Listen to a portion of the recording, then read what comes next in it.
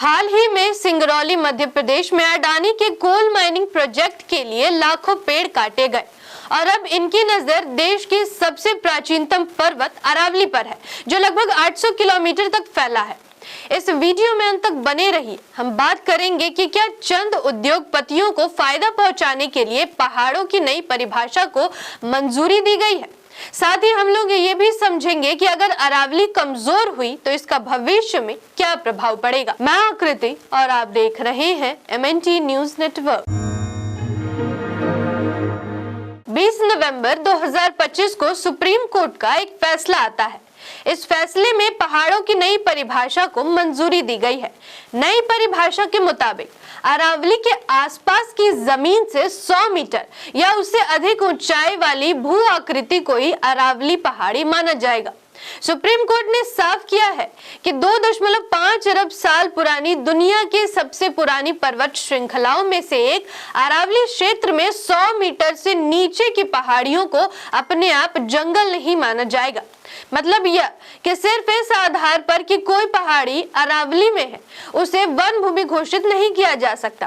Court ने यह भी कहा कि हर जमीन का फैसला रिकॉर्ड, अधिसूचना और वास्तविक स्थिति के आधार पर होगा, न कि सिर्फ ऊंचाई के पैमाने पर। कोर्ट ने तो 100 मीटर की परिभाषा को मंजूरी दे दिया, लेकिन इस पहाड़ियों की नई परिभाषा के मुताबिक अरावली का 90% हिस्सा नष्ट हो सकता है। नए मानकों से अरावली की 90% से ज्यादा पहाड़ियां संरक्षण के दायरे से बाहर हो सकती है। इसका सीधा लाभ खनन, रियल एस्टेट और निर्माण गतिविधियों को होगा। सरकार किस तरह से देश के जल, जंगल और जमीन को बेचने का काम किया है, यह मध्य प्रदेश के सिंगरौली में देख रहे हैं। रिपोर्ट्स की माने तो सिंगरौली मध्य प्रदेश में अडानी कोल माइनिंग के लिए लाखों की संख्या में पेड़ काटे जा रहे हैं। उस जगह पर प्रवेश वर्जित है, वह पूरी तरह अडानी लैंड बन चुका है। लगभग 2000 सुरक्षा कर्मियों को तैनात किया गया है और वहां रहने वाले लोगों को जाना भी वर्जित कर दिया है। दावा तो ये भी किया जा रहा है कि अडानी कोल माइनिंग के लिए लगभग 6 लाख से अधिक पेड़ काटे जा रहे हैं। अब क्या ये उम्मीद की जा सकती है कि जब अरावली की 90% पहाड़ियां संरक्षण के दायरे से बाहर हो जाएंगी, तब सरकार वहां खनन या निर्माण गतिविधियों के कार्य नहीं कराएगी? आपको बता दें कि अरावली केवल पहाड़ियों की एक श्रृंखला नहीं है, बल्कि यह राजस्थान की जीवन रेखा मानी जाती है। यही पर्वत श्रृंखला रेगिस्तान को आगे बढ़ने से रोकती है, बारिश को थामती है और हवा में नमी बनाए रखती है। अरावली राजस्थान के लिए एक सुरक्षा कवच की तरह है। यह रेगिस्तान से आने वाली गर्म और धूल भरी हवाओं को रोकती है। अगर ये कवच हट गया तो दिन भर धूल के तूफान चलते रहेंगे, हरियाली घटेगी, बारिश अनियमित होगी और हीट वेव का असर बढ़ेगा। कोटा जैसे शहर जो एजुकेशन हब के रूप में जाने जाते हैं, वहां बच्चों को ऑक्सीजन मास्क लगाकर स्कूल जाना पड़ेगा। ऐसी स्थिति की भी कल्पना डराती है।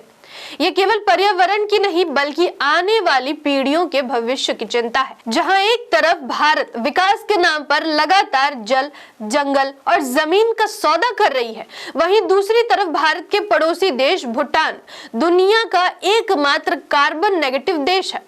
आपको बता दें कि भूटान अपने संविधान के तहत अपनी 70% से अधिक भूमि को वन क्षेत्र बनाए रखने के लिए प्रतिबद्ध है, जिससे ये जितना कार्बन डाइऑक्साइड उत्सर्जित करता है उससे कहीं अधिक अवशोषित करता है।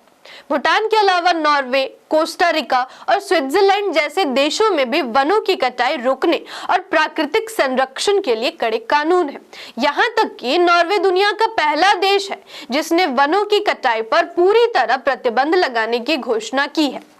इस वीडियो का निष्कर्ष यही है कि एक तरफ नॉर्वे, कोस्टा रिका, स्विट्जरलैंड और भूटान जैसे देश अपनी नीतियों और कानूनों के माध्यम से जंगलों और पहाड़ों को बचाने के लिए दुनिया के सामने बेहतरीन उदाहरण पेश करते हैं।